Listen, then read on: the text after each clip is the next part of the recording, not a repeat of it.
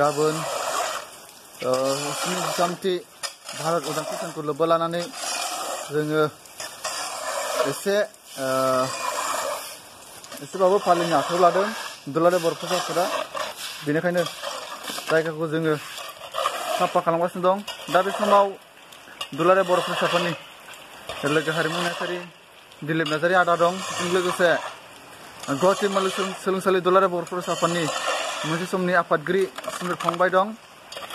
दा बिथांमोना जोबोद गोसो होसोमनानै मावगासिनो दं। अखा हाबाबो जेननाय गैया।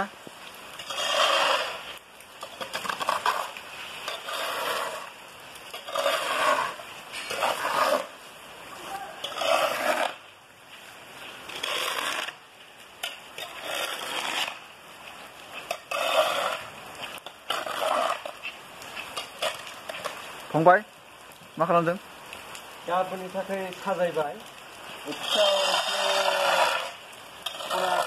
लेथ्रा जाबायमोन अखा हाबाय थानानै। दा बेखौनो गाबोन उदांस्रि सान फालिनो थाखाय जों फोसाबदों। गोजोननाय थाबाय। बे समाव आदानाव फंनैसो सोंगोन आङो।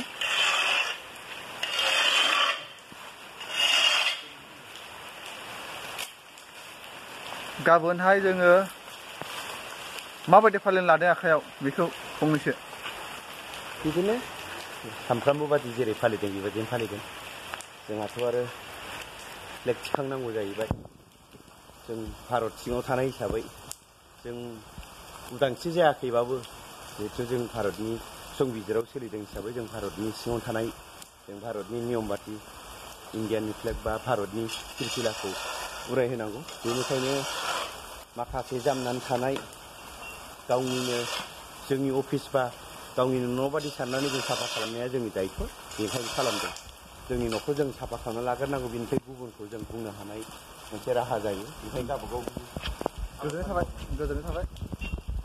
बे समाव दुलाराय बर' फरायसाफोरनि लोगो हारिमु नेहाथारि आदाया गोबां बेसेन गोसा बिबुंथि होलांबाय।